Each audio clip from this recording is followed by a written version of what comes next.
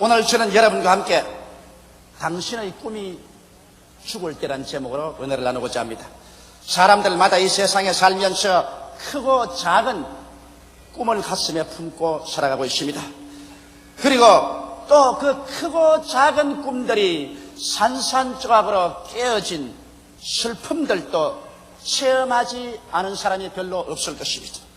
꿈이 땅에 떨어져 겨울처럼 산산조각이 날 때 우리들은 절망의 계곡에서 죽음을 체험하게 되는 것입니다. 모세는 이와 같이 절망과 죽음을 체험한 대표적인 인물인 것입니다. 여러분 잘 아시다시피 모세는 바로의 딸의 양자가 되어서 40년 동안 바로 궁에서 자랐습니다. 그렇기 때문에 그 속에서 이식주의 화스러운 생활은 말할 필요 없고 그 당시의 최고의 교육을 받았으나 그러나 그 속에 흐르는 피는 히브리인의 피였었습니다. 나이 40이 되자 애국애족할 마음이 생겨서 종살이하는 히브리 민족의 정황을 살펴보러 궁밖에 나갔었습니다. 그리고 그들이 노역장에 가보니까 애굽 사람 한 사람이 히브리 사람을 몹시 구박하고 때리는 것을 보고 난 다음 전후 좌우를 살펴보자 다른 애굽 사람이 안 보이니까 달라들여 그 애굽 사람을 쳐서 죽여서 모래에 파묻어 버렸습니다. 자기는 하나님께서 자기 손을 통하여 히브리 민족을 구출하는 줄로 알았었습니다. 그 다음날 또 나가보니까 히브리 민족끼리 서로 싸우는지라 그가 들어가서 뜯어 말렸습니다. 어찌하여 동포끼리 싸우느냐. 외국에서 종살이하는 것도 슬픈 일인데 동포끼리 싸우던 이 웬 말이요. 그러자 악을 행하던 히브리 민족이 모세를 향하여 달라들면서 말했습니다. 당신에게 누가 재판관으로 세웠어? 어제 애굽 사람을 쳐서 죽인 것처럼 또 나를 쳐 죽이겠소? 그러고 달려들었어요. 그 정황을 보자 모세는 자기가 어제 애굽 사람을 쳐 죽인 것이 히브리 민족에게 이해가 될 줄 알았는데 동포들이 이해해 주지 않습니다. 자기 일이 탄로난 줄 알고 그 길로 도망을 쳐서 미디안 광야로 가버리고 말한 것입니다. 그런 미디안 광야에서 이제 도망친 사람으로서의 쓸쓸한 삶이 시작했습니다. 아무도 알아주는 사람 없고 또 아무도 인정해주는 사람도 없습니다. 희망이 다 끊어졌었습니다. 그 미디안 광야에서 이드르라는 유목민족의 추장의 딸과 결혼을 해서 목동으로서 전락해서 그로부터 시작해서 40년을 하루같이 그런 호렙산 주변을 양무리를 끌고 다니면서 울며 세월을 보내셨습니다. 모세가 앉았다가 일어난 곳마다 모세는 자기의 청춘이 죽어서 파묻힌 장면을 볼 수가 있었습니다. 그는 울며 40평생의 세월이 지나고 이제 나이 80이 되었습니다. 얼굴은 쭈글쭈글해지고 눈은 뿌옇게 되고 허리는 굽어지고 이제는 노인이 되고 이제는 이 세상에서 인간이 가질 수 있는 희망이란 하나도 없이 다 깨어지고 말한 것입니다. 절망의 미디안 광야에서 그는 40년 동안의 죽음을 체험했던 것입니다. 그러한 사람에게도 희망이 있을 것이냐고 물을 것입니다. 그런데 베란간 하룬 호렙산 기슭에서 불타면서 끄이지 않은 가시 있는 굴을 보고 그것을 귀히 여겨서 구경하러 갔다가 그 가시 있는 굴에서 하나님의 소명을 받게 된 것입니다. 40청춘에 이루지 못한 꿈을 하나님께서 80에 다시 부활시켜서 모세를 택하여 지팡이 하나만 짚고 홍해를 건너가서 300만 이스라엘 백성을 구출해낼 수 있는 위대한 하나님의 은총이 그에게 임하였던 것입니다.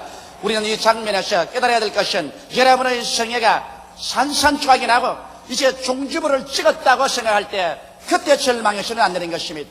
왜냐하면 우리의 꿈이 깨어지고 우리의 소망이 다 산산조각이 나버리고 우리의 심령이 죽음의 벽에 부딪혔을 때 그때 꿈이 다시 부활할 것을 믿음을 가지고서 참을 수 있어야 되는 것입니다. 우리는 이 위대한 교훈을 아브라함의 가족의 생애 가운데서 알아봐야 될 것입니다. 첫째로 아브라함의 꿈과 그 절망을 우리 한번 살펴보십시다. 아브라함은 우리들의 믿음의 모범이요 사표요 조상입니다. 그렇기 때문에 아브라함에게 일어난 일들은 여러분과 나에게도 크고 적게 일어나게 되는 것입니다. 알데아는 아브라함은 나이 75세 갈대아 우르를 떠나게 되었습니다. 하나님께서 나타나셔서 아브라함에게 이와 같은 약속을 주셨습니다. 여호와께서 아브라함에게 이르시되 너는 너희 본토 친척 아비 집을 떠나 내가 내게 지시할 땅으로 가라. 내가 너로 큰 민족을 이루고 내게 복을 주어 내 이름을 창대케 하리니 너는 복의 근원이 될지라. 너를 축복하는 자에게는 내가 복을 내리고 너를 저주하는 자에게는 내가 저주하리니 땅의 모든 민족이 너를 인하여 복을 얻을 것이라 하신지라. 이 영광스럽고 찬란한 꿈이 마음속에 넘쳐왔습니다. 75세 된 아브라함에게 이와 같은 위대한 삶의 기회가 다가올 줄은 생각지를 못했습니다. 그는 꿈이 마음속에 사무쳐 올랐었습니다. 그래서 그는 그의 온 가족들을 다 뒤로 두고 자기의 아내와 함께 손을 잡고 가나안 땅을 향해서 전진해 나간 것입니다. 가나안 땅으로 가는 발걸음마다 그는 꿈이 출렁거렸었습니다. 가나안 땅에 가면 하나님의 영광이 임하고 적과 꿀이 흐르고 거기에서 위대한 나라가 이루어질 줄 기대하고 떠났던 것입니다. 그런데 이 웬 말인 것입니까? 그가 가나안 땅에 도착하자마자 그가 여태까지 가슴 속에 품고 오던 그 모든 꿈은 신기루처럼 사라져버리고 말한 것입니다. 가나안 땅은 가뭄과 흉년이 다가와서 온 천지가 새빨갛게 타버리고 물이란 물의 근원은 다 말라버리고 말한 것입니다. 데리고 온 짐승떼들은 먹을 것과 마실 것이 없어 다 죽어버리고 말았었습니다. 함께 온 종들도 다 뿔뿔이 흩어져서 살 길을 찾아가 버리고 말한 것입니다. 밥 달라고 우는 조카를 데리고 아브라함은 도저히 생각도 못하고 꿈도 꾸지 못한 애굽 땅을 향해서 그 아내와 함께 살러 내려갈 수밖에 없었습니다. 그리고 그가 애굽 땅에 내려가자 절망은 거기에서 더 무섭게 기다리고 있었습니다. 왜냐하면 바로가 그 사라의 아름다움을 보고서 사라를 취하여 바로의 아내로 삼아버리고 말한 것입니다. 이래서 그는 찬란한 꿈을 안고서 가나안 땅에 왔는데 꿈은 온데간데 없이 사라지고 그 찬란한 꿈 대신에 애굽에 내려와서 쓰디쓴 절망의 골짜기에서 죽음의 세월을 보내면서 아내조차 잃어버리고도 말 한마디 못하는 산송장의 삶을 살 수밖에 없었습니다. 아브라함이 겪은 그 마음의 절망이란 우리 말로서 형언할 수가 없을 것입니다. 그리고 아브라함은 그 속에서 죽었습니다. 개인의 꿈이 사라지고 자기 마음의 기대가 사라지고 인간적인 모든 희망과 용기가 다 사라지고 그런 산산조각이 나고 인생으로서의 모든 것이 박살이 나버리고 말았다고 생각한 것입니다. 그러나 때가 이름에 하나님께서 또다시 그 꿈을 부활시켜 주셨습니다. 하나님께서 바로에게 꿈으로 나타나셨습니다. 네가 데려온 이 사라는 선지자의 아내다. 이는 아브라함의 아내다. 그러므로 아브라함에게 돌려주어라. 만일 돌려주지 아니하면 너희 집안에 내가 심판해서 큰 불행을 자초하겠다. 바로가 이 꿈을 꾸고 놀라서 일어나서 아브라함을 불러서 왜 내가 진작 사라를 내 아내라고 말하지 않았는가? 왜 내 동생이라고 말했는가?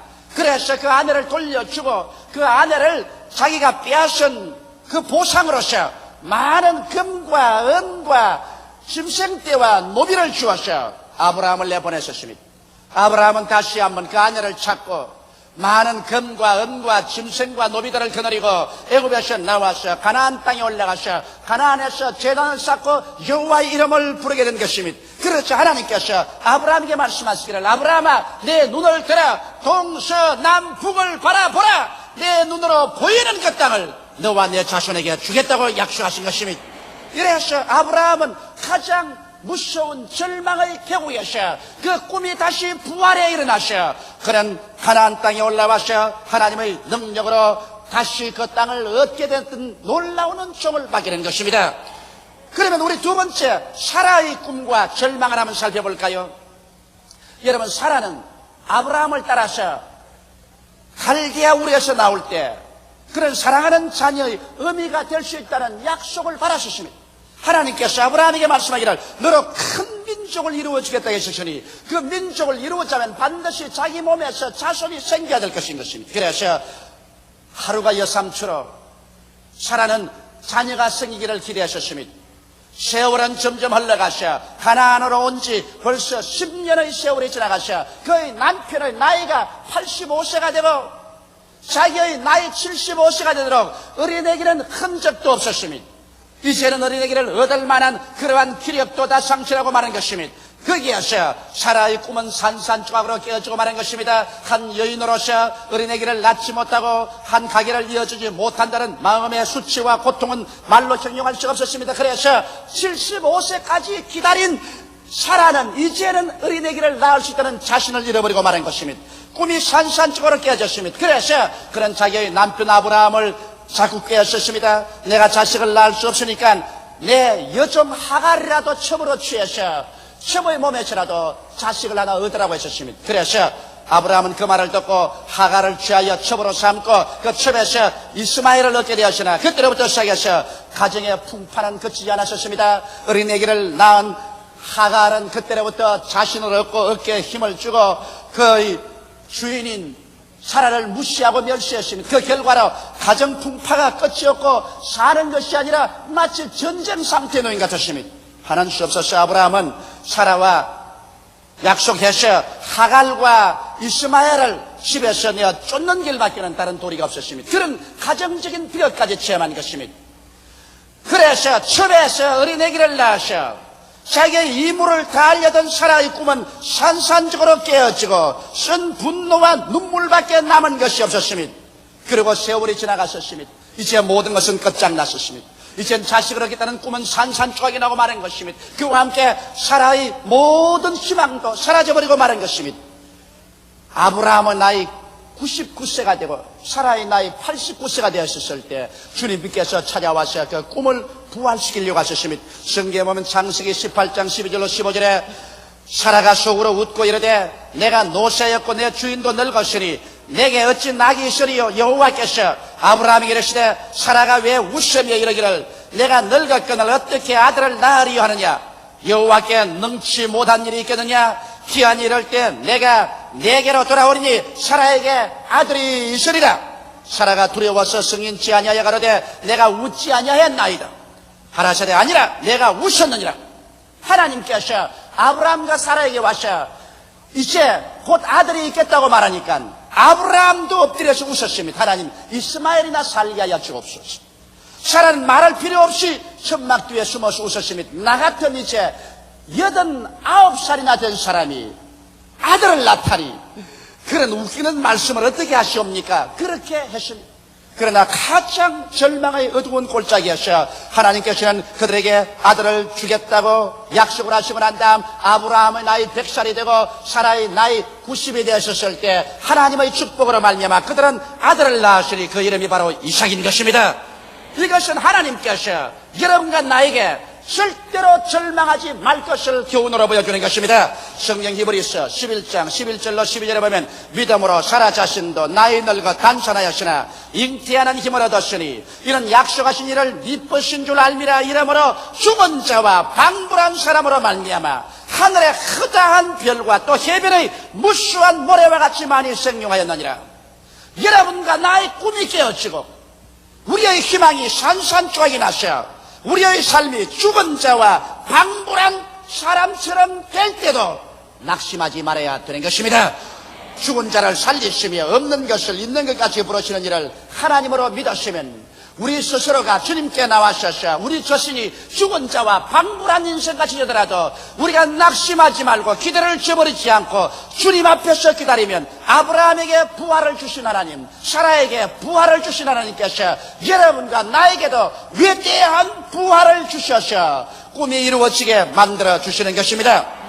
나는 세 번째로 가장 큰 죽음, 가장 큰 축복에 관해서 말씀하고 싶습니다. 이것은 아브라함과 사라에게 동시에 다가온 일인 것입니다. 그들은 소망의 꽃으로서 이삭을 가지고 있었습니다. 이삭은 날로 자라서 이제는 금지 옥엽 같고 눈에 넣어도 아프지 않게 성장했었습니다.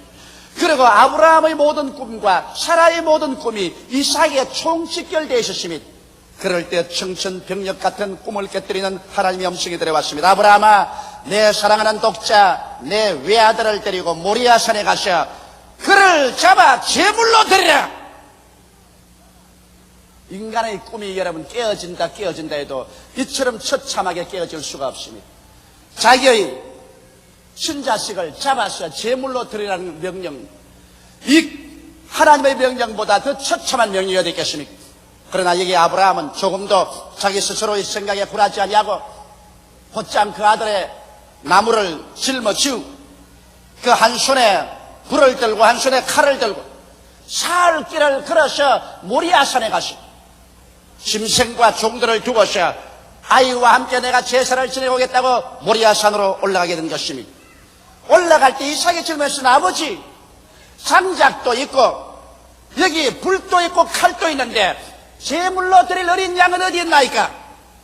이 말을 들었을 때 아브라함의 한담이 서늘하고 억천간장이 무너지지 않았겠습니까? 그러나 아브라함 말했습니다. 이 사람아, 제물로 드릴 어린 양은 하나님이 친히 예비하신다. 그리고 산에 올라가서 그 아들과 부지런히 제단을 쌓았습니다. 제단을 다 쌓고 난 다음에 아브라함은 이삭에게 말했습니다. 이삭아, 하나님께서 너를 잡아 제물로 드리라고 그랬다. 천지를 지으신 하나님의 명령이니 내가 어찌 거역하겠는가? 또 하나님께서 나의 후손은 너로 말미암아 나겠다고 하셨으니 내가 비록 너를 잡아 죽일지라도 하나님께서 잿더미 속에서 너를 다시 부활할 줄 나는 믿고서 너를 제물로 드려야만 하겠다. 이삭은 순순히 순종했습니다. 그래서 아브라함은 이삭을 묶어서 그 제단에 얹어놓고 난 다음에 그런 칼을 빼어들어서 높이 쳐들어 그 아들 이삭을 내려치려고 하는 것입니다. 여러분, 이와 같은 것이 가능할까요? 나는 자신 없습니다. 거기에서 아브라함이 믿음의 조상이 될 만한 자격이 있습니다. 우리 범인들은 결코 그렇게 할 만한 용기가 없습니다. 차라리 천당 본부에 못 들어가고 문지기가 될지언정 하나님 이것만은 면해 주시옵소서. 아마 틀림없이 그렇게 했을 것입니다. 그러나 여기에 아브라함은 하나님의 명령이면 자기의 외독자 이삭까지라도 스승치 않고 바치는 위대한 믿음의 사람이었습니다. 나는 이 믿음에 대한 이야기를 읽을 때마다 마음속에 감격하고 감동되지 아니할 수가 없습니다. 아브라함이 막 칼로스들이 치려고 할 때 하늘에서 천사의 음성이 들려왔습니다. 아브라함아, 아브라함아, 내 아들에게 해치지 말라. 내가 내 독자 내 외아들이라도 아끼지 아니하신즉 참으로 이제 하나님 사랑한 줄을 아노라. 그러므로 하나님께서 그때 하나님의 이름을 두고 맹세해서 가라사대 내가 내게 복주며 복주고 너를 번창케 않고 번창케 하라고 말씀하신 것입니다. 여기에서 가장 큰 죽음에서 가장 큰 부활의 연촉이 그에게 임하게 된 것입니다.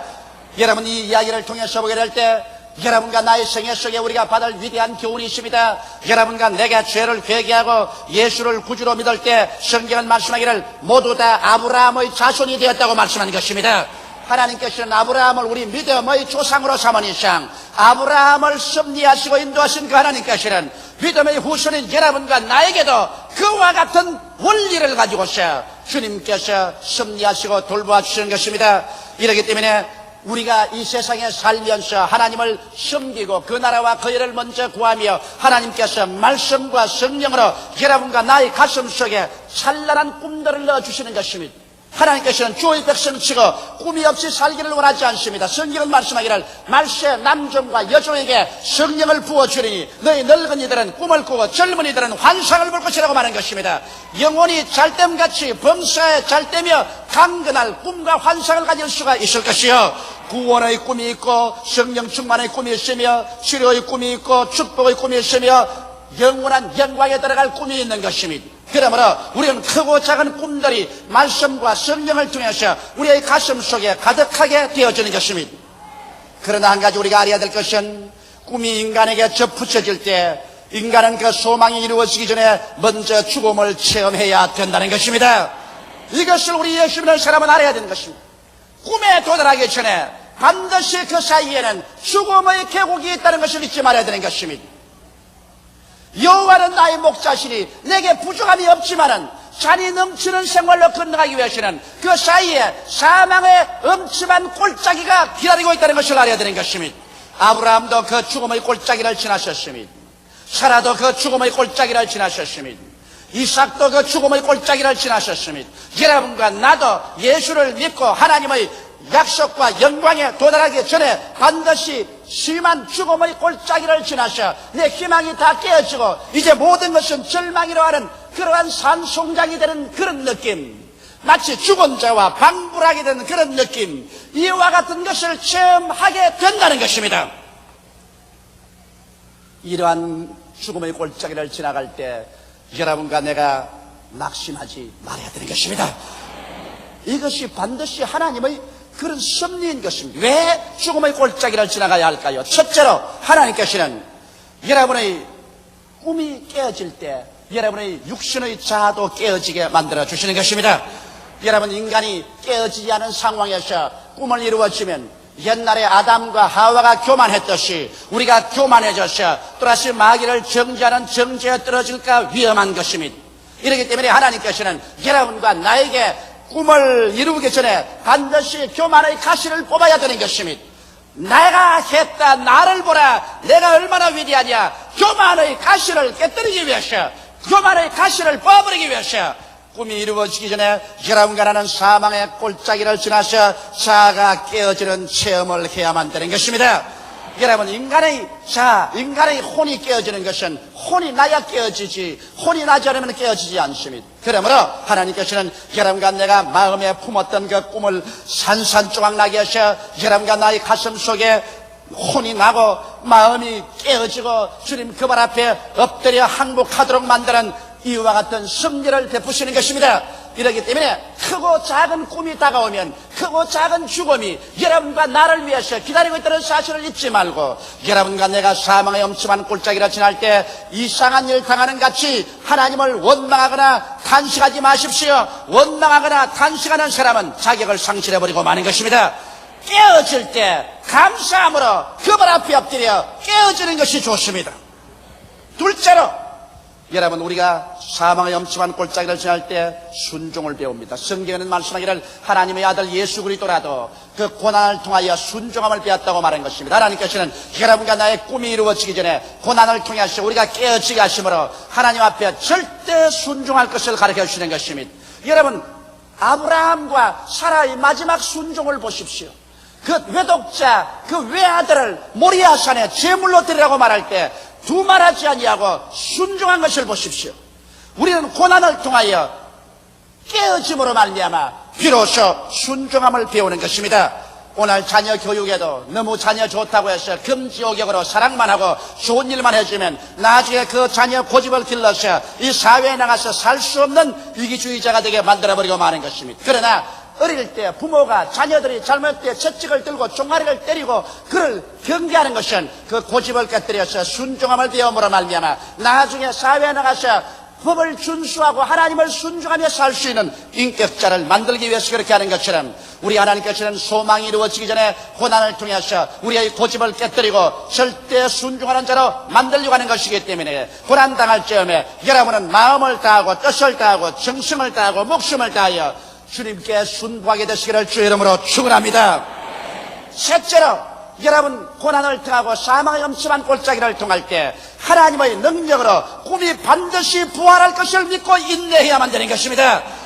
미리부터 겁을 집어먹고서 모든 것을 포기해버리고 나는 못한다, 나는 안 된다, 나는 알 수 없다, 나는 망했다 손을 들어버리는 자는 꿈을 이루지 못합니다.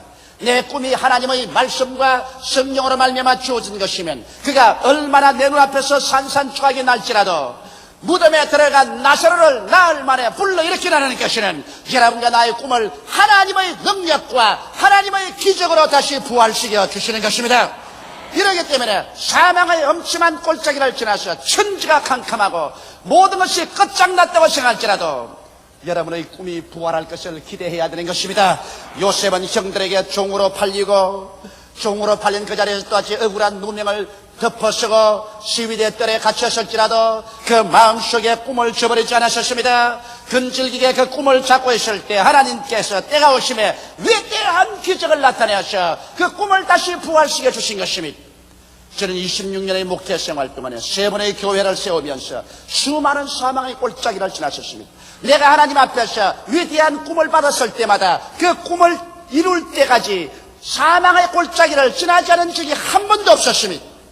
몇 번이나 도망치고 포기하고 다 던져버릴 마음이 있었지만은 그 석선 혹심한 고통과 괴로우면서 내가 깨어지고 내가 순종하고 하나님의 기적을 믿을 때 언제나 주님은 내 인간으로 상상을 초월해서 위대한 부활을 갖다 주셨습니다. 여러분의 꿈이 죽을 때 여러분 자신의 믿음조차 죽어서는 안 되는 것입니다. 여러분의 꿈은 견뎌낼 때 반드시 부활하는 것입니다. 죽은 자와 방불한 사람을 통해서 하늘의 별과 같고 땅에 흐단 모래같이 성장케 하신 하나님께서 여러분이 죽을 때 하나님은 다시 부활을 허락하여 주시는 것입니다. 다 가지고 계시기가 기도드리겠습니다. 살아계신 하나님 아버지, 죽은 자와 방불한 사람을 통해서 하늘의 별과 같고 땅의 모래와 같이 번창시킨 것처럼 우리가 꿈이 산산조각으로 깨어지고 우리가 죽은 자와 방불하게 될 때 하나님이여 자아도 깨어지고 절대로 순종하고 꿈이 부활할 것을 믿고 기다려서 하나님의 위대한 기적이 우리 가운데 나타나게 하여 주옵소서. 예수님 이름 받들어 축복하고 기도드리옵나이다. 아멘. 저는 오늘 여러분과 함께 부모와 어린이와 장래라는 제목을 가지고 은혜를 나누고자 합니다. 이 주간은 가정주간입니다. 특히 오늘은 어린이에 대해서 우리와 함께 생각해 보고자 합니다. 시편 127편 3절에 보면 자식은 여호와의 주신 기업이요 태의 열매는 그의 상급이로다, 이와 같이 기록되어 있습니다. 이러므로 여러분, 우리가 자녀를 얻는 것은 우리가 원해서 얻고 우리가 싫어서 얻지 않은 것이 아니라 자녀는 하나님께서 여러분과 나에게 주시는 기업인 것입니다. 기업은 받아서 우리가 잘 가꾸어야 되고, 자녀는 또한 하나님이 상급으로 주시기 때문에 귀하게 느끼고 아름답게 우리가 가꾸어야 될 것인 것입니다.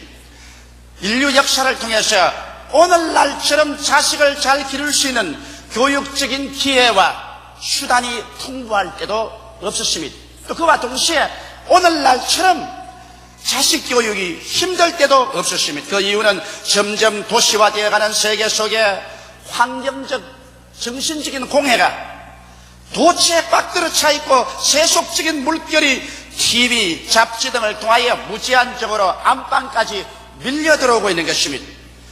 그래서 문 밖에만 나가면 눈과 마음을 겨놓게 하는 타락의 손길이 처처에 우리 어린이들을 유혹하고 있는 것입니다.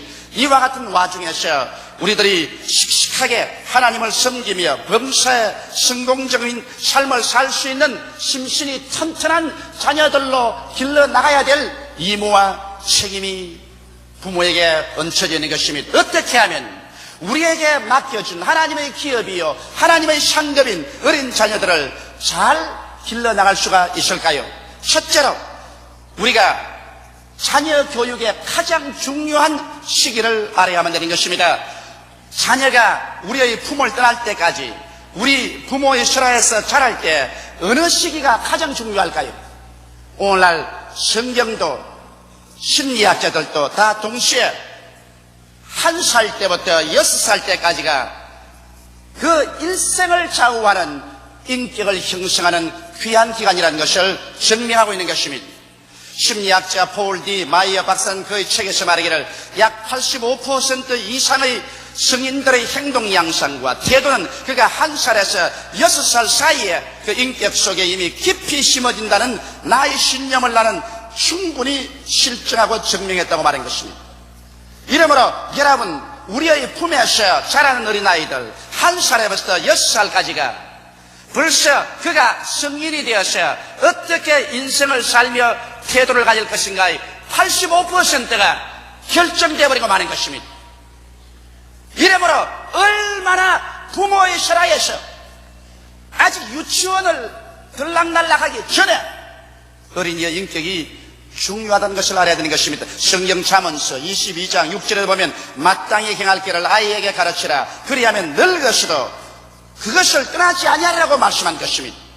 이러므로 조기 교육 1살에서 6살까지의 어린이들에게 대해서 일찌감치 우리가 교육을 잘하는 것은 중요한 일이요, 또 어린아이를 잘 취급하는 것은 그 일평생에 비뚤어진 인격을 형성하지 않는데 대단히 중요한 것입니다. 그러면 여러분, 1살에서 6살 사이에 마음에 얻은 상처는 일생을 가게 하는 것입니다. 오늘날 너무나 많은 부모들이 1살에서 6살 사이의 어린이의 장성기에 그 마음속에 믿음, 소망, 사랑을 넣어주는 대신에 일생을 정신적인 상처를 가지고서 감정적인 고통을 유발하면서 살도록 상처를 입히는 사람이 많습니다. 오늘 나는 이 시간에 우리가 어린이를 기를 때 어떠한 것을 심지 말아야 되는가, 이 점에 관해서 알아보고자 하는 것입니다. 먼저 우리는 어린이들의 마음속에 미움을 심어주지 말아야 되는 것입니다. 1살부터 6살까지 사이에는 어린아이들은 아직 언어 구사 능력이 없기 때문에 자기 마음속에 억울한 일을 당하면 이것을 변명할 수도 없고 풀어낼 수도 없기 때문에 그것이 그 심령 속에 무서운 상처를 남기고 파헤쳐 들어가는 것입니다. 이러므로 어린아이가 나는 거부당하고 있다는 아픔, 다시 말하면 나는 친밀한 사랑을 받지 못하고 있다, 부모는 나를 원해서 낳은 것이 아니라 나를 싫어하면서도 기르고 있다는 이러한 감정을 심으지 말아야 되는 것입니다. 거부 반응을 체험하거나 쌀쌀하고 무관심하며 그저 이무적인 취급 이상의 취급을 받지 못한다고 느끼는 어린아이들의 마음속에는 깊은 상처를 입게 되는 것입니다. 나는 미움받고 있다, 나는 거부당하고 있다, 나는 원치 않는 어린아이다, 이런 것이 마음속에 미움의 상처를 입혀주는 것입니다. 이것은 나중에 장사하고 난 다음에도 그 마음속에 깊은 아픔의 감정이 되어서 사람들과의 대화가 잘 되지 않고 부부간에 서로 애정을 나눌 수가 없는 마음의 병을 유발하는 것입니다.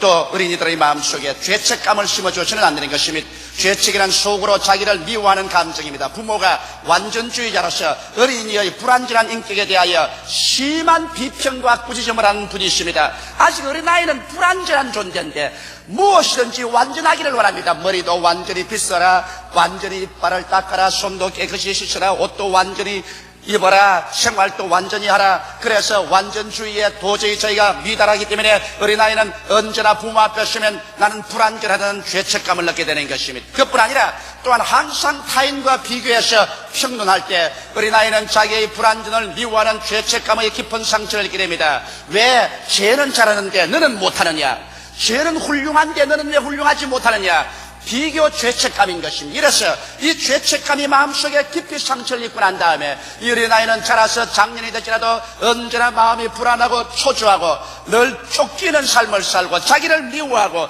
죄책감에서 벗어날 수 없는 인격적인 불구자로 만들어버리고 마는 것입니다. 또 우리는 어린아이들에게 열등의식을 심어주시면 안 되는 것입니다. 열등의식이라는 것은 자기에 대한 과소평가인 것입니다. 여러분, 자기에 대한 과대평가를 해서 교만해서도 안 되겠지만은 자기에 대한 과소평가를 해서 나는 못났다, 나는 아무것도 아니다, 나는 버림받아야 마땅하다, 나는 할 수 없다, 나는 못한다의 인간으로 만들어서도 안 되는 것입니다.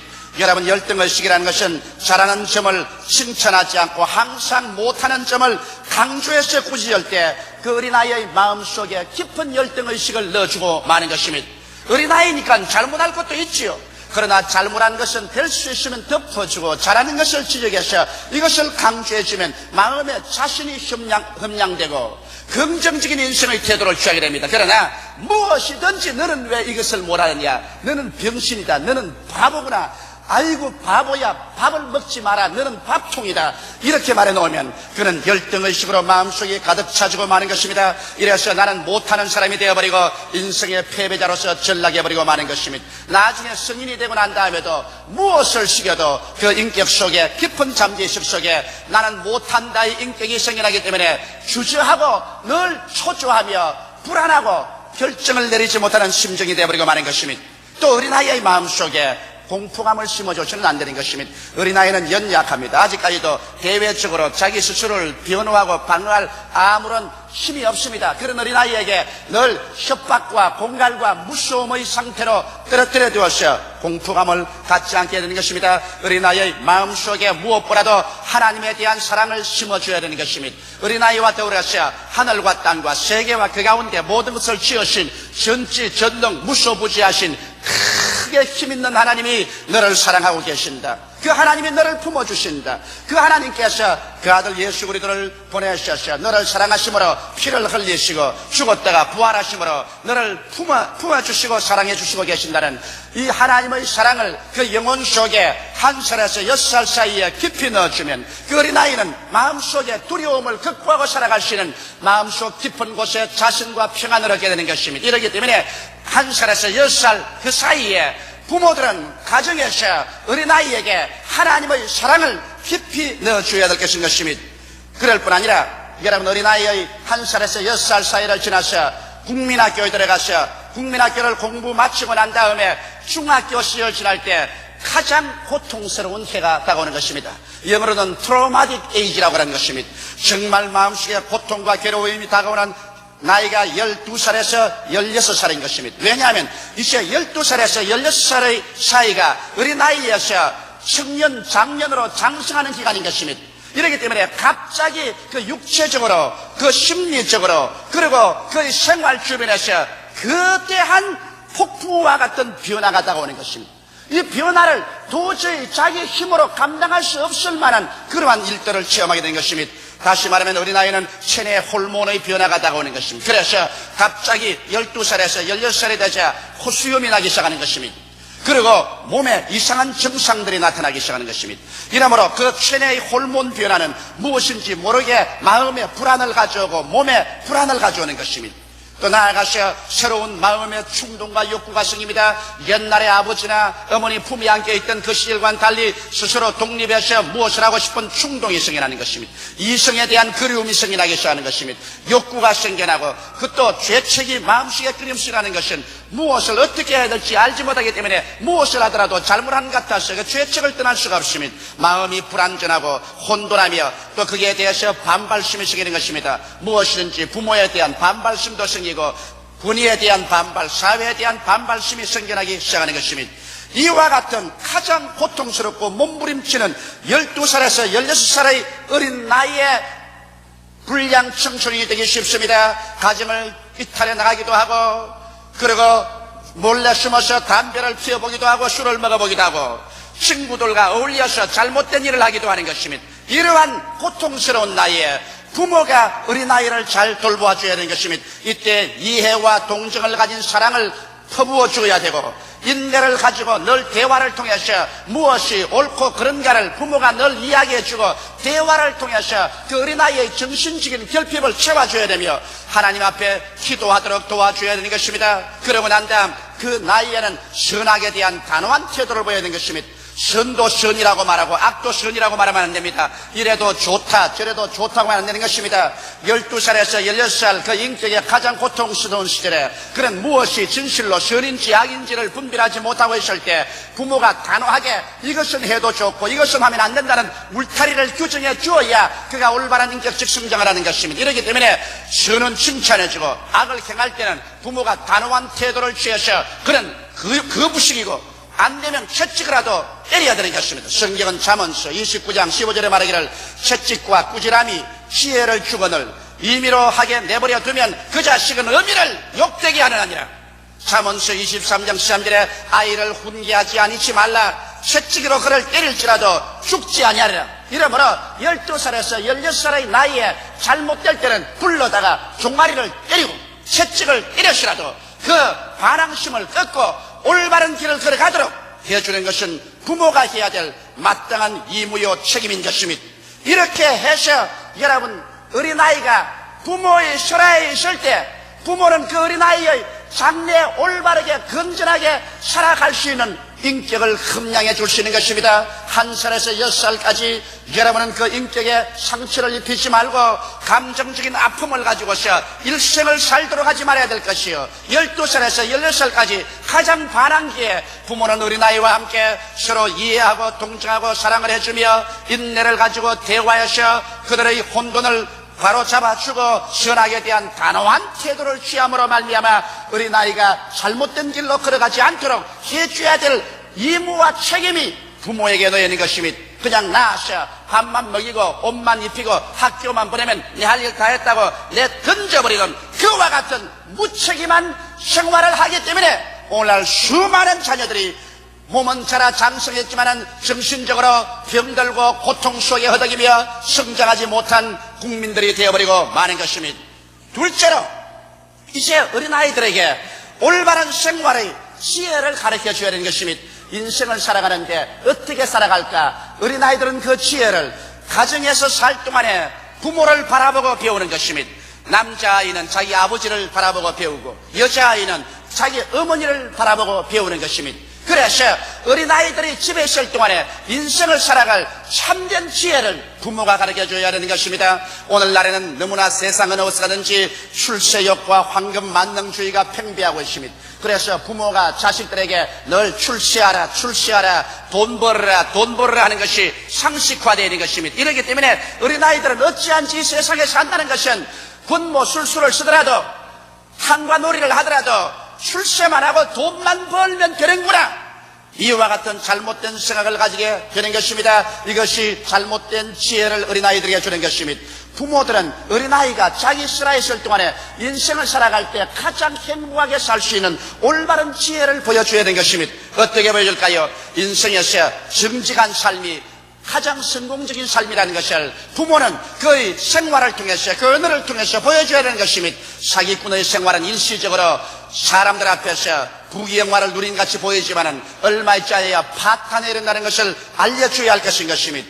인생을 살아갈 때 성실한 마음으로 인생을 살아가야 된다는 것을 보여줘야 하는 것입니다. 거짓말하고 겉다르고 속다른 인생을 만들어서는 안 되는 것입니다. 신뢰할 수 있는 사람, 한결같은 사람, 그러한 사람에게 무엇을 부탁해 놓으면 틀림없이 해놓는 사람, 그 말과 행동이 언제나 일치하는 사람, 이런 성실함이 가장 위대한 삶을 살아가는 지혜라는 것을 가르쳐줘야 하는 것입니다. 성실보다 더 좋은 지혜가 없다는 사실을 어린아이들에게 부모가 가르치고 몸으로서 보여줘야 될 것인 것입니다. 이 세상에 살면은 근면이 바로 재산인 것을 보여줘야 하는 것입니다. 무슨 일을 하든지 전심전력으로 부지런히 일해서 그 땀 흘린 열매를 먹고 사는 것이 참으로 인생을 행복하게 사는 것이라는 이 사실을 어린아이들에게 가르쳐줘야 하는 것입니다. 또 나아가서 인생을 충성스럽게 살아야 된다. 기회주의자가 되어서 여기에 기회가 있으면 뛰어갔다가 저기 기회가 있으면 저리 뛰어가고 자기의 이익을 위해서 배반하고 팔고 사고 조급한 것을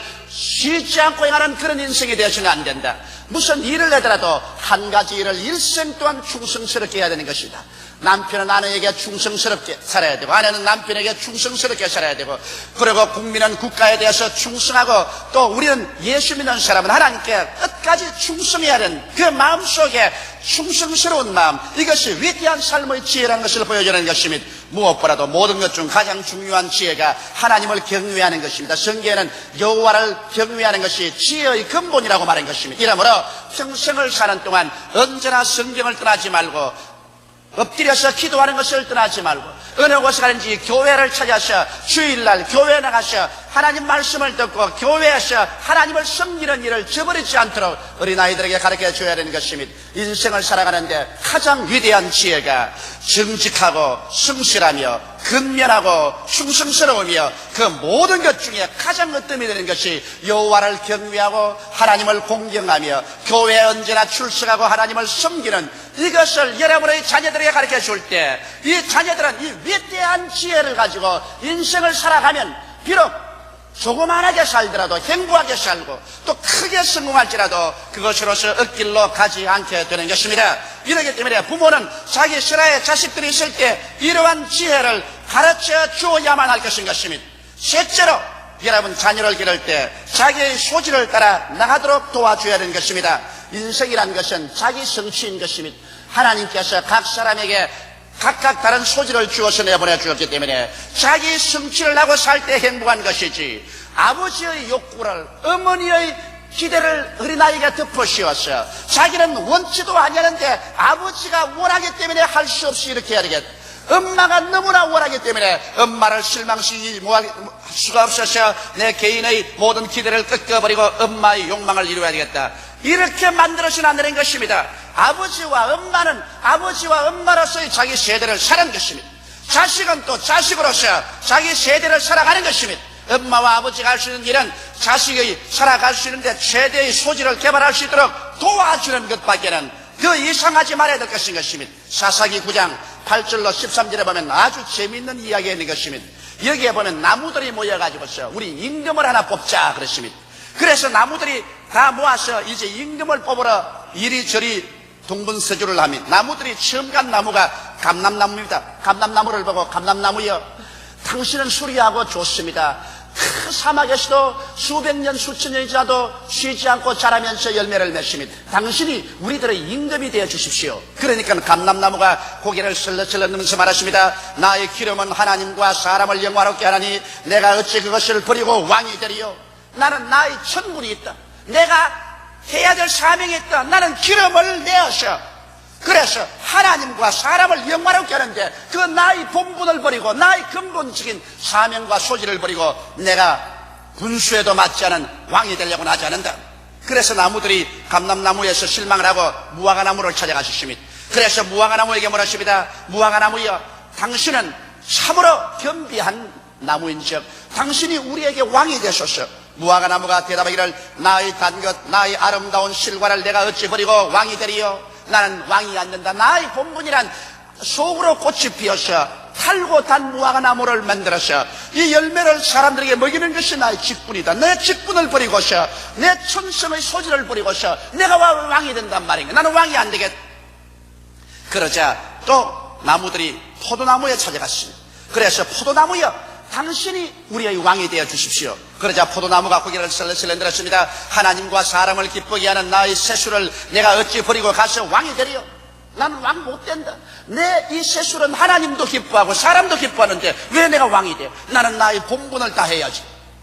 그래서 여기에서 나무들이 그 좋은 감람나무에 가보니 감람나무는 자기 사명과 소질대로 가겠다고 말하고, 무화과나무에 가니까 무화과나무도 자기의 사명과 소질대로 가겠다 그러고, 포도나무에 가도 포도나무가 나는 내 사명과 소질로 가지 내 분수에도 맞지 않고 내 사명에도 맞지 않은 왕은 안 되겠다고 그랬었습니다. 그래서 나무들이 할 수 없어 가시나무에 갔습니다. 막 가시가 덥고 몰골이 싸나오는 가시나무에 가셔.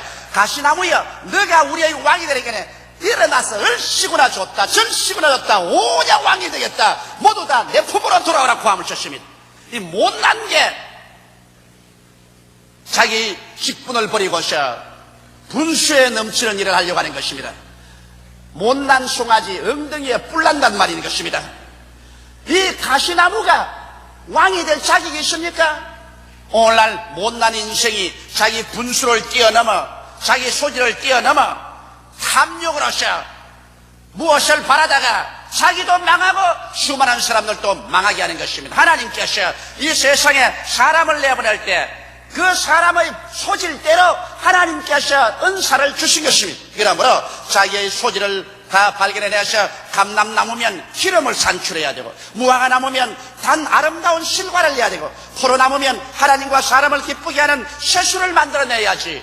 포도나무가 감람나무처럼 기름을 낼 수도 없고, 무화과나무가 포도나무처럼 술을 낼 수도 없으며, 감람나무가 무화과처럼 단 열매를 낼 수가 없는 것입니다. 그러므로 자녀를 기르는 부모님 여러분은, 여러분의 자녀들은 하나님께서 여러분에게 맡겨놓은 기업이기 때문에 자녀들의 소질을 발견해서 그 소질대로 인생을 살도록 도와줘야 하는 것입니다. 반드시 돈벌이 해라, 반드시 세상에 출세해라, 이렇게만 하지 마십시오. 인생에 돈과 출세가 인생을 행복하게 하는 것이 아닙니다. 인생은 일방통로의 길인 것입니다. 한 번 사는데 자기 마음속의 소질을 살려서 행복하게 사는 것이 인생인 것입니다.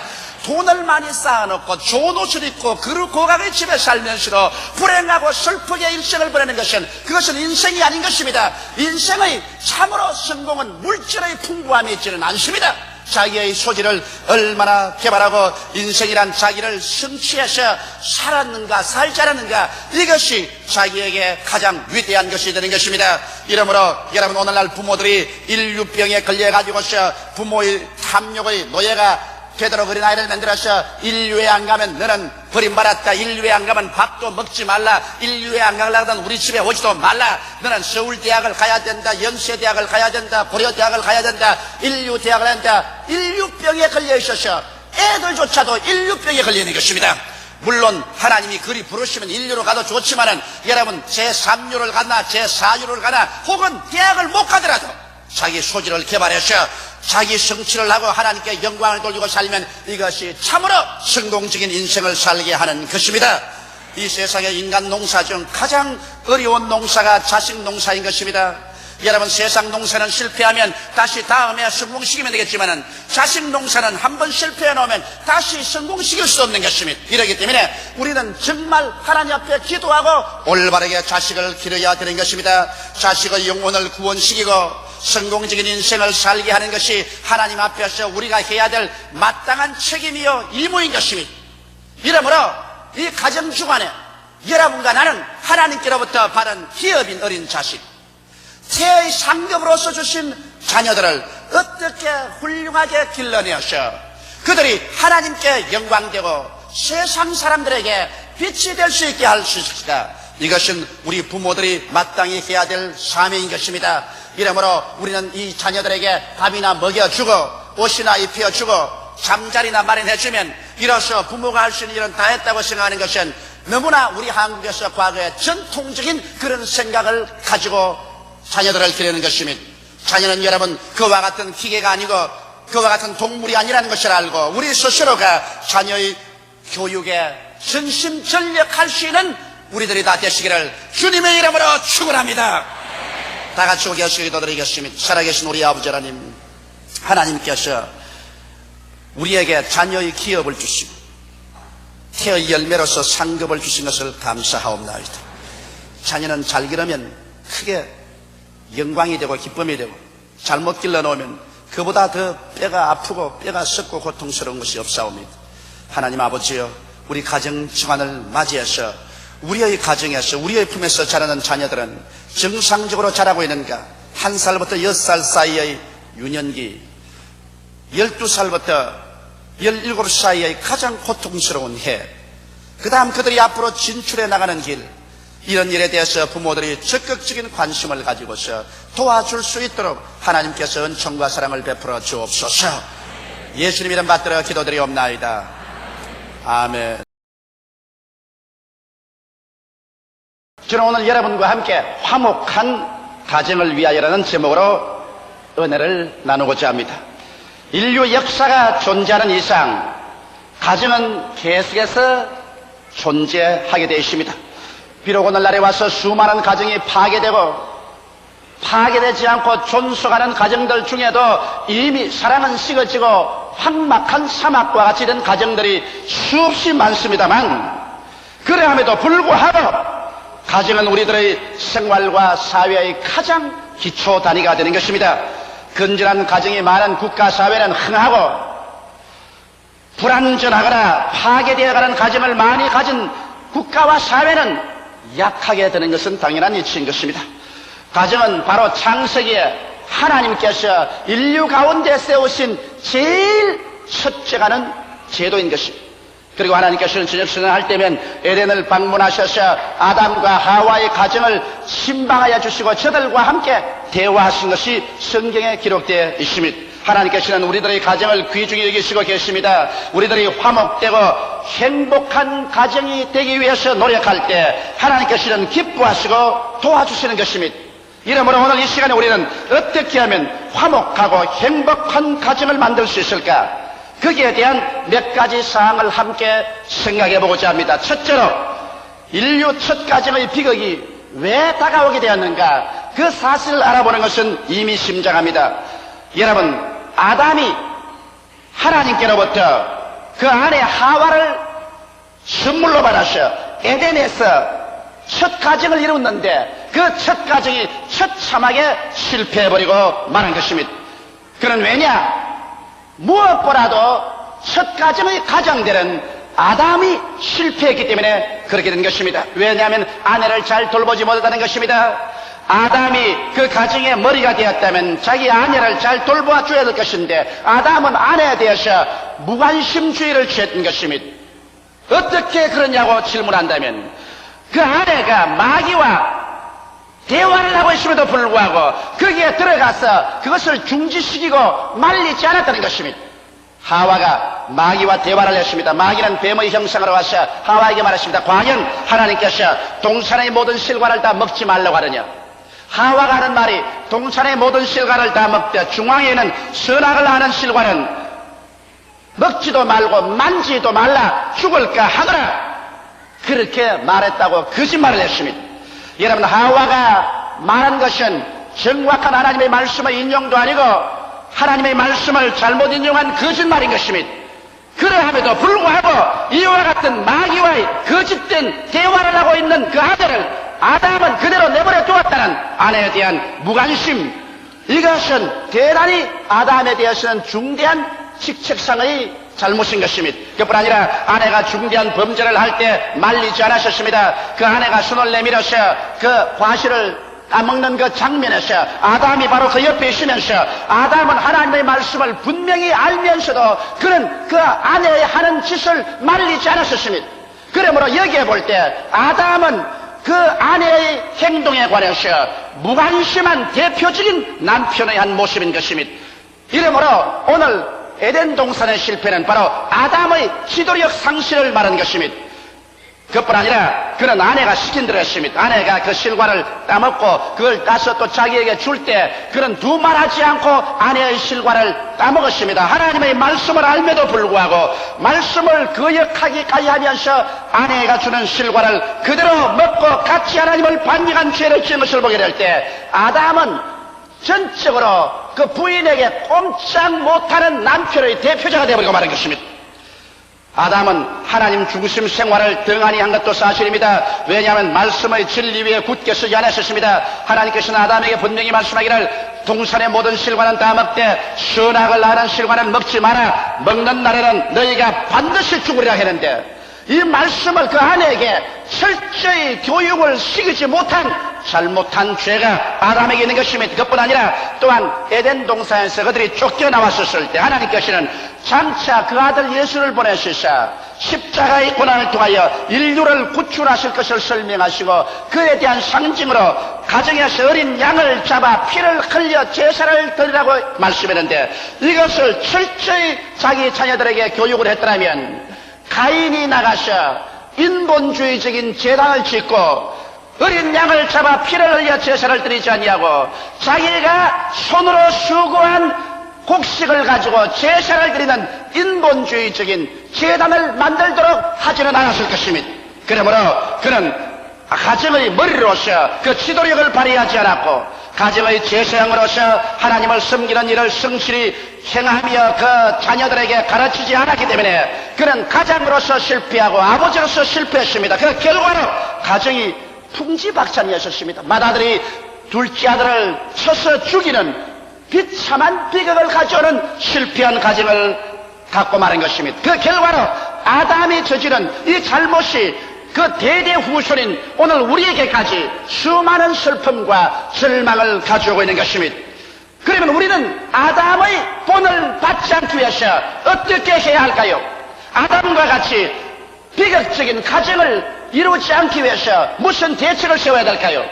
우리는 그 대책을 하나님의 말씀을 쫓아 나가야 될 것입니다. 아담이 하나님 말씀을 쫓아 나갔더라면 그런 슬픔을 당하지 않았을 것입니다. 오늘날도 하나님 말씀에 서서 말씀대로 나아가지 않은 가정마다 슬픔으로 꽉 들어차게 되는 것입니다. 이러므로 둘째로 우리가 해야 될 것은 올바른 가정을 이루기 위해서 우리는 말씀으로 찾아가야 된다는 것을 마음속에 명심해야 됩니다. 하나님께서 말씀을 통해서는 에베소서 5장 22절로 28절에 행복한 가정을 위해서 반드시 세워야지 할 위계 질서가 있는 것을 우리에게 보여주고 있습니다.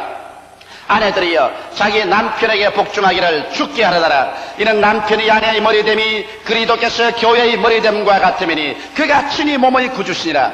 그러나 교회가 그리스도에게 하는 아내들도 범사에 그 남편에게 복종할지니라. 남편들아 아내 사랑이를 그리스도께서 교회를 사랑하시고 위하여 자신을 주심같이 하라. 이는 곧 물로 씻어 말씀으로 깨끗하게 하사 거룩하게 하시고 자기 앞에 영광스러운 교회로 세우사 티나 주름 잡힌 것이나 이런 것들이 없이 거룩하고 흠이 없게 하리 하심이라. 이와 같이 남편들도 자기 아내 사랑이를 제 몸같이 할지니 자기 아내를 사랑하는 자는 자기를 사랑하는 것이니라.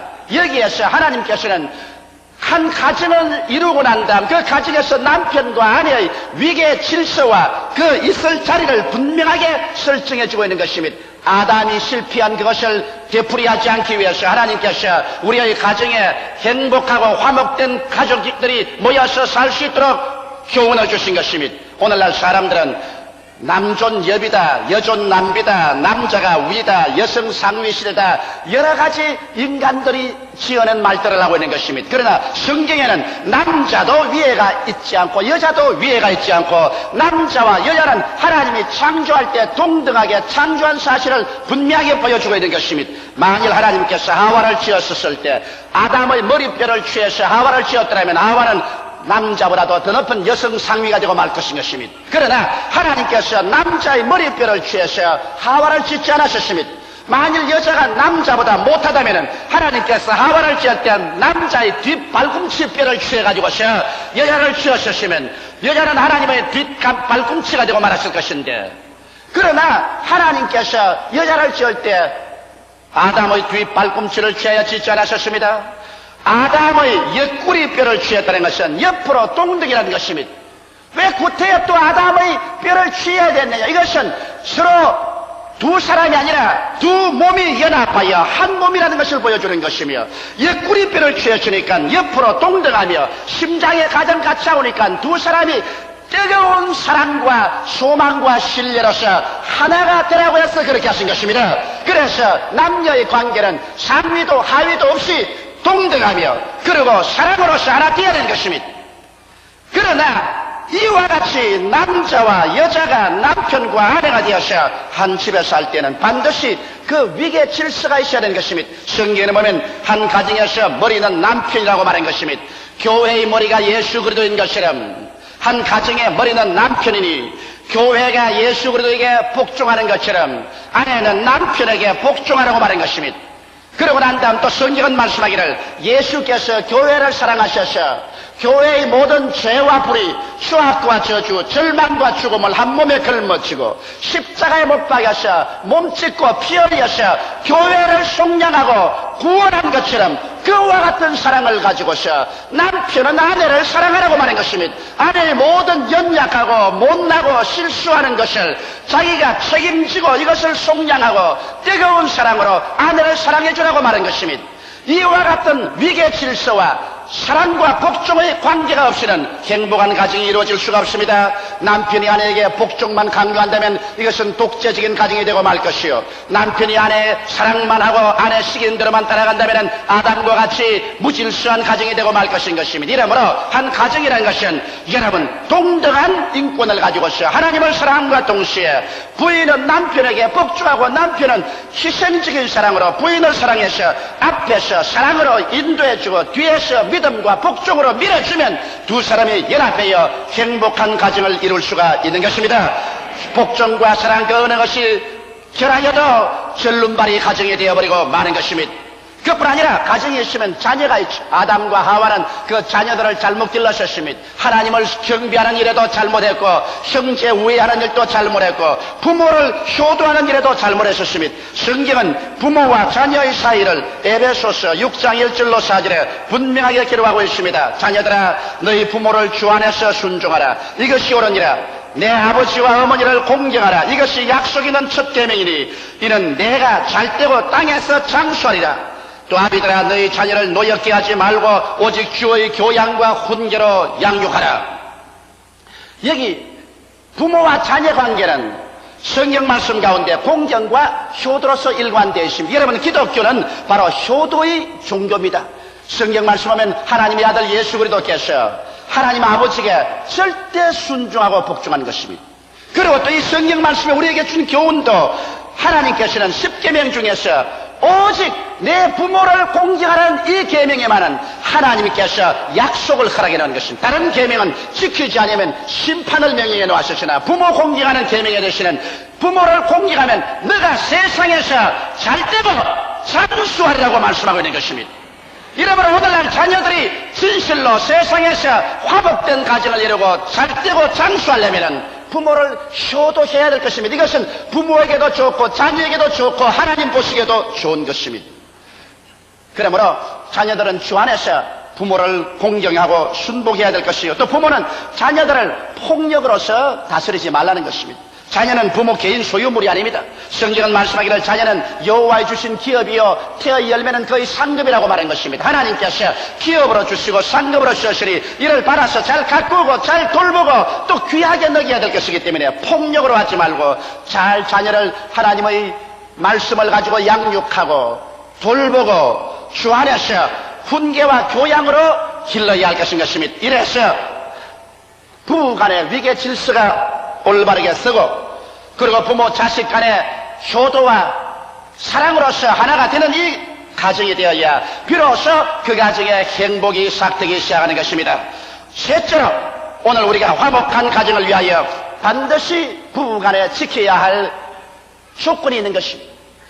가정이란 농부가 농사 짓는 것과 같아서 애쓰고 힘써서 땀 흘려 노력해야 좋은 수확을 거둘 수 있는 것처럼 그와 가정도 마찬가지인 것입니다. 그대로 가만히 내버려 두어서 좋은 가정이 이루어질 것이라고 생각하는 것은 씨만 뿌려놓고 난 다음에 가을에 좋은 곡식을 수확할 것이라고 생각하는 농부의 어리석은 생각과 같을 것입니다. 이러므로 우리는 화목하고 행복한 가정을 위하여 노력하며 지켜야 할 것을 지켜야 될 것입니다. 먼저 우리가 지켜야 할 것이 무엇일까요? 여러분, 좋고 행복한 가정을 이루기 위해서는 하나님과 친밀해져야 되는 것입니다. 함께 믿고 함께 바라고 함께 사랑하는 생활의 합일점, 여기에서 온 가족 생활이 마음이 하나가 되어야 될 것인 것입니다. 아버지는 하루 종일 직장에서 일하고 또 어머니도 직장 혹은 가정에서 일하고 자녀들은 학교 가고 서로 자기의 맡은 바 직무를 따라서 뿔뿔이 바쁘게 헤어져서 돌아간다 할지라도 온 가족 생활이 한 가지 점에서 마음이 합일점에 도달할 수 있는 것은 하나님 앞에 가정 예배로 함께 모일 때 한 하나님 아버지를 모시고 한 구주 예수를 사랑하고 한 성령으로 충만해서 믿음이 하나요 소망이 하나요 사랑이 하나가 되어서 마음의 합일점을 가져야 그 가정이 행복한 가정을 이룰 수가 있는 것입니다.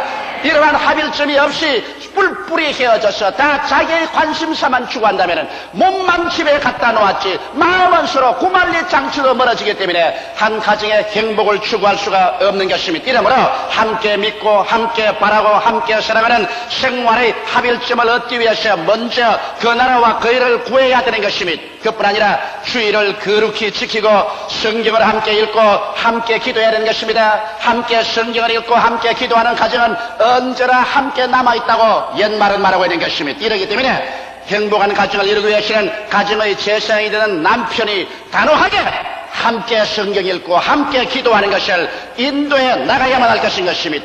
이 먼저 할 일을 먼저 하지 아니하면 나중할 일은 다가오지 않습니다. 그 나라와 그 일을 먼저 구하라. 그리하면 이 모든 것을 너에게 도와주라고 말씀하신 것입니다.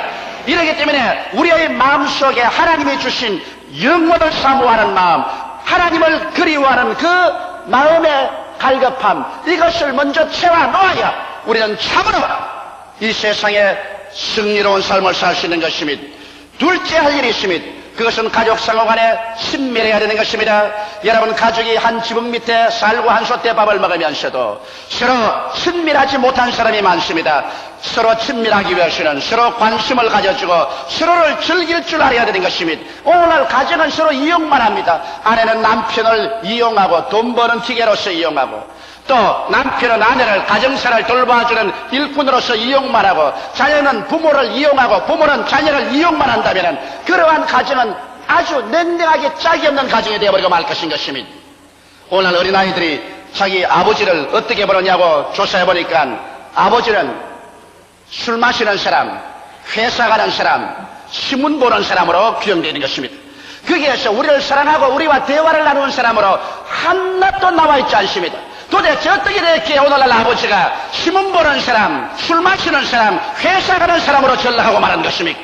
이것은 오늘날 아버지의 실패입니다. 이렇게 했기 때문에 수많은 자녀들이 잘못된 길로 삐뚤은 길로 걸어가게 되는 것입니다. 이러므로 서로 관심을 가지고 서로를 즐길 줄 알아야 되는 것입니다. 남편은 아내를, 아내는 남편의 깊은 관심을 가지고 그러고 난 다음 서로를 기뻐하십시오.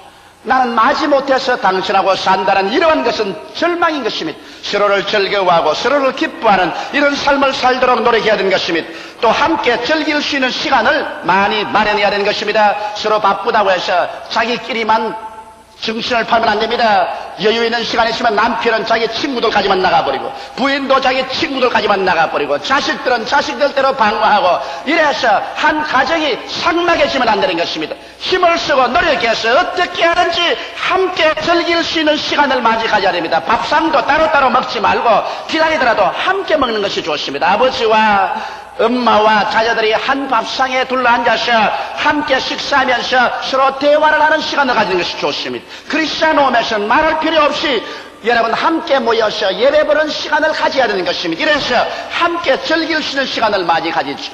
또 함께 나가서 외식도 즐길 수 있는 시간도 가지고 함께 또 들과 산으로 같이 나갈 수 있는 그런 여유 있는 시간도 힘을 들여서 만들어야 되는 것입니다. 사람은 서로 많이 만나고 서로 많이 대화를 할 때 친밀해지는 것입니다. 그리고 나아가서 이해하고 동정해야 됩니다. 무정하면 독버섯 같이 되는 것입니다. 이러기 때문에 서로 이해하고 서로 어려운 일이 있을 때 깊이 마음에 동정심을 가야 됩니다. 남편에 대해서 아내가 깊이 동정심을 가지고 아내는 남편에게 대해서 또 남편은 아내에 대해서 깊은 동정심을 가지고 부모는 자녀에게 자녀는 부모에게 서로 동정심을 가지고 짐을 나누어 져야 되는 것입니다. 너는 너고 나는 나다. 너는 죽든지 말든지 내가 상관할 것이 뭐냐. 내만 행복하면 된다는 이기주의적인 이러한 게으른 독버섯까지 되어서 가정을 파괴해버리고 마는 것입니다. 무엇보다도 우리는 성내지 말아야 되는 것입니다.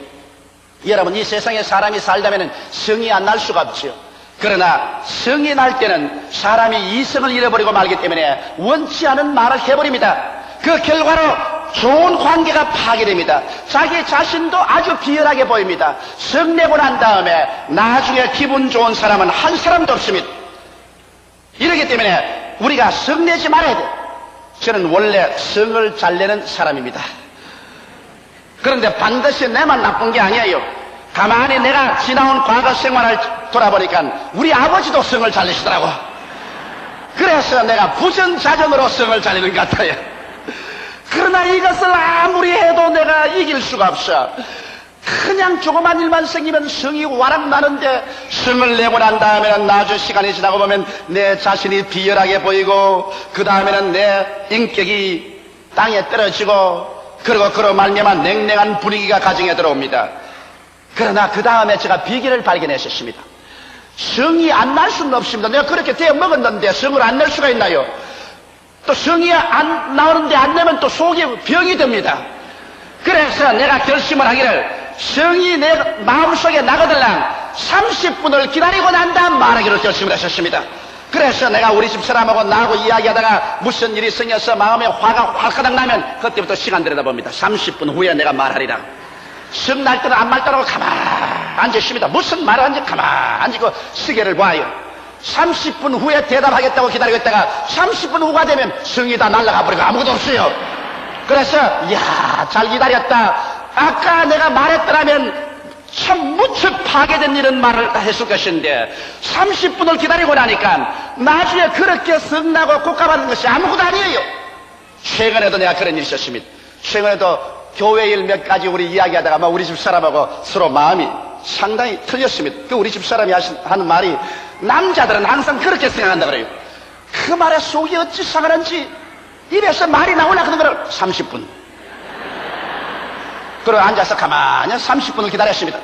30분을 기다리고 난 다음에 성이 다 사라지고 보니까 남자들은 항상 그렇게 생각한다. 그 말이 뭐가 그렇게 나쁘노?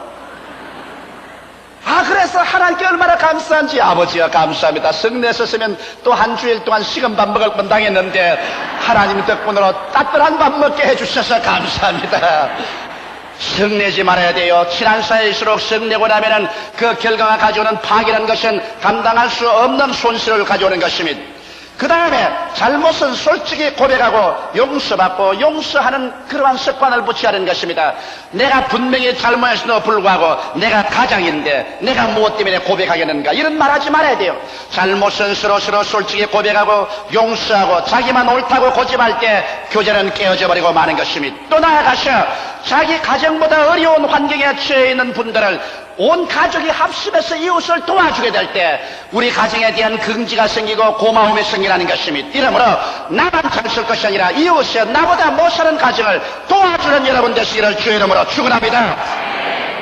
그리고 셋째 할 일이 있습니다. 셋째 할 일은 서로 자존심을 상하게 하지 말아야 되는 것입니다. 사람마다 인격이 있어요. 남편은 남편의 인격이 있고 아내는 아내의 인격이 있습니다. 옛말에 지렁이도 밟으면 꿈틀거린다는 말이 있는 것입니다. 이러므로 서로 인격에 손상을 갖다 주게 되면 그 가정이 아무리 좋은 집을 짓고 좋은 옷을 입고 호의호식하고 아무리 물질적으로 풍요하더라도 내적으로 처참하게 파괴되어버리고 마는 것입니다.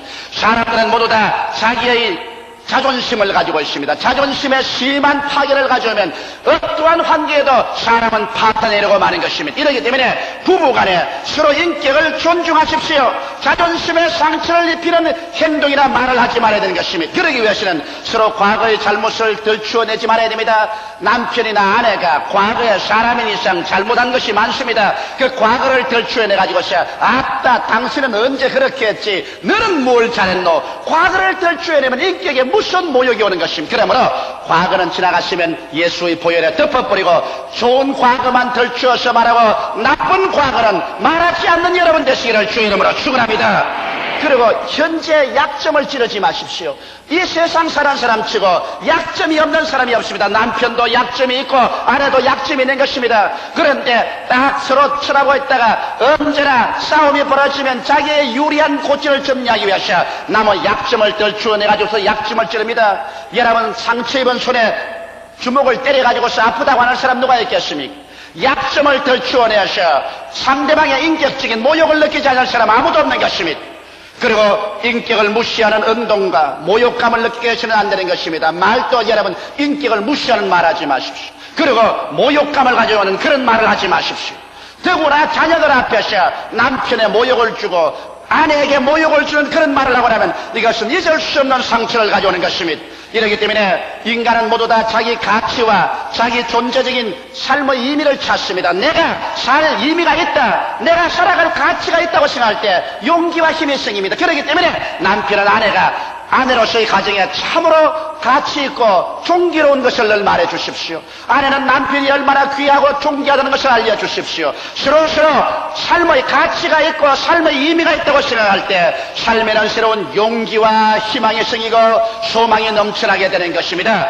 가정이 행복할 때 이 사람은 사회생활에 나갈 때도 생기 발랄하고 소망차고 꿈과 믿음을 가지고 용기 있게 인생을 살아갈 수 있는 것입니다. 다 같이 기도드리겠습니다. 살아계신 아버지 하나님이시여, 오늘 예수 이름으로 기도하노니 주께서 성령으로 역사하여 주셔서 아담의 가정과 같이 파괴적인 가정이 되지 말고 참으로 화목되고 행복된 가정을 주 안에서 이루게 하여 주옵소서. 예수님 이름으로 기도하옵나이다. 아멘.